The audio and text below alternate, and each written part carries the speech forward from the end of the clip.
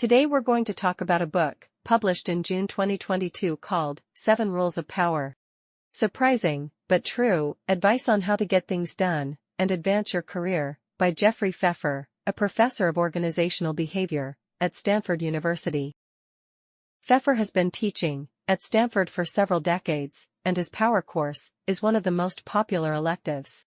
We've mentioned his previous book, Power, Why Some People Have It and Others Don't, before. This book is notable for presenting knowledge about power in a more systematic and practical way. As an academic, Pfeffer draws upon the latest research in social science, including a 2020 study we've mentioned previously. This book is perhaps the best current scientific understanding of power. Let me give you a heads up. What we're about to discuss might not make you comfortable, and you might even find it objectionable. This is a book about how to seize and wield power. You might think these topics are too dark, with shades of Machiavelli and Han Fizi. However, I encourage you to understand some of this knowledge. Let's start with 2 stories. There's a tech wizard in the media industry named Rajiv Pant, who shared his story with Pfeffer. Pant once worked at a publishing house and competed for the position of CTO, resulting in a political struggle that he lost. His rival became his boss, and Pant had to leave the company. Wanting to exit gracefully, Pant went to talk to his former competitor, now his boss, hoping for favorable exit terms. Pant walked into his opponent's office with confidence and had a cordial conversation.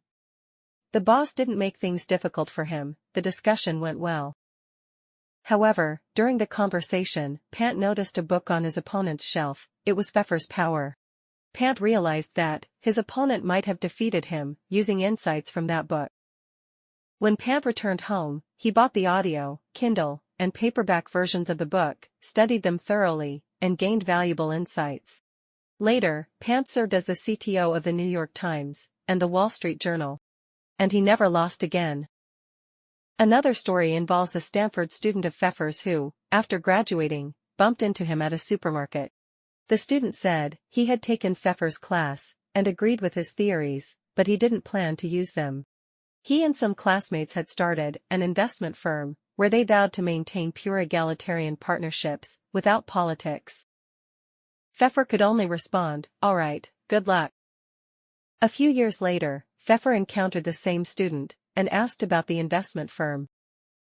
The student replied that he was no longer with that company. His partners had ousted him using political maneuvers. Such incidents happen every day. As long as you work with others, or there's competition for status and interests, you can't truly escape politics and power. As intellectuals, we detest power struggles. We find it too dirty, and prefer to stay out of it. Previously, we often talked about leadership, discussing strategies for changing companies, and developing subordinates. Assuming you already have power. But what if you don't have power? What if others try to take away your power? That's what Pfeffer's research is about. At the very least, you must ensure that you never get pushed out.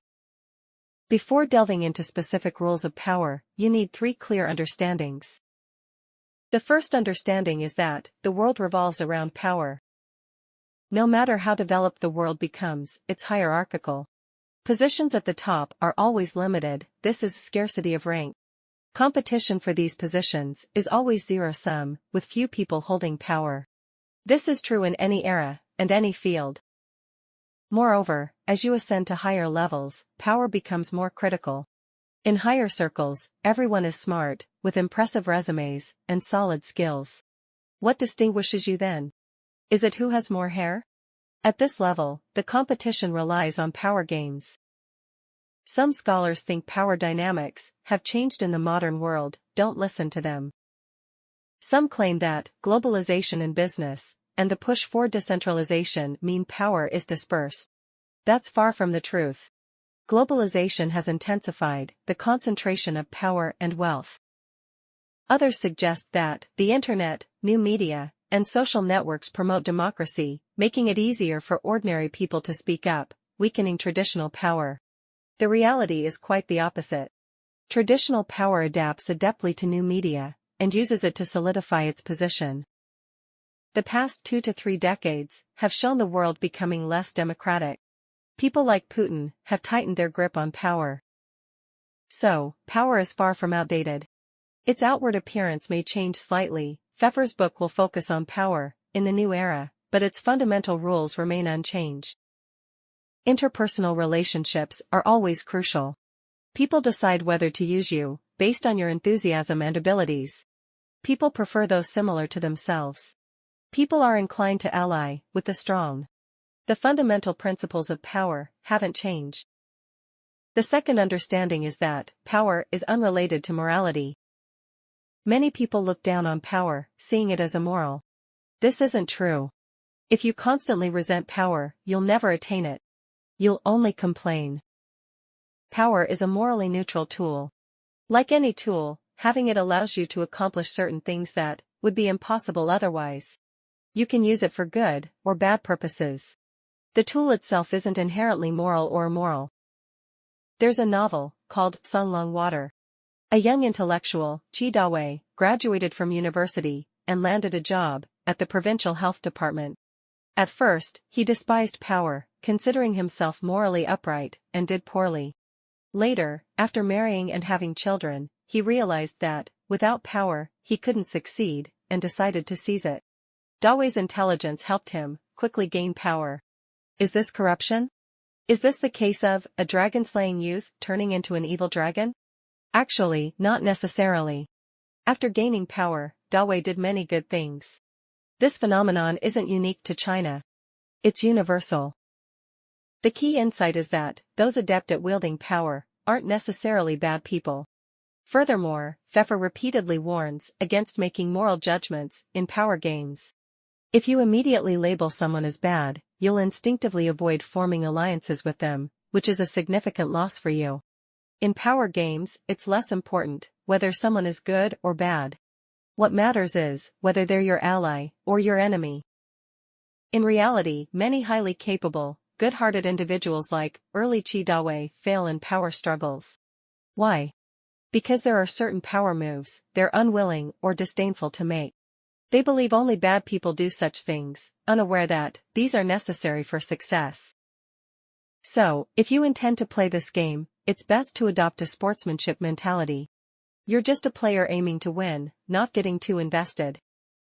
The third understanding is that, if you want to achieve big things, you must have power. Ordinary folks often believe the world should be fair. This is a cognitive bias, called the just world hypothesis. We often assume that effort should determine outcomes. The more you put in, the more you get out. Those in power often promote this idea of transparency, sincerity, fairness. But they care about these things the least. In reality, people's efforts often don't correlate with outcomes. Certain positions can amplify your efforts. Why? Because those positions have leverage. Your goal is to position yourself or your allies in those roles. By leveraging these positions, the same effort can yield disproportionate results. This is how you achieve significant things. Of course, ability is crucial for success.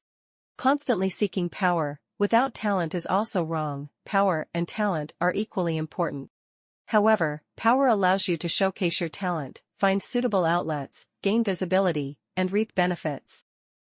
When we shared Albert Laszlo Barabási's The Formula, The Universal Laws of Success, we noted, success isn't determined solely by your performance. It's determined by the usefulness of your performance in social networks. How can you translate performance into usefulness within social networks? Mastering power is a good method. As you can imagine, power games aren't fun. Power moves often feel unnatural and go against our habits. You must make uncomfortable moves. Therefore, you need practice. It's best to have a coach or a team of advisors. You need a few close friends who aren't in your company, perhaps not even in your industry. Ensuring no competitive relationships.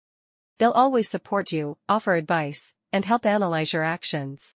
Crucially, they must push you out of your comfort zone, encouraging thoughtful decision-making and actions. Power requires control. But your choices and actions are the only things you can absolutely control. Finally, let's share one more story. A female scientist in earth sciences found herself in a weak position due to the predominantly male nature of her field. Her former boss, nearly 20 years her senior, bullied her daily. She felt isolated. After reading Pfeffer's book, she learned how to seize power. She learned to speak with power, built an influential network, and cultivated her own team.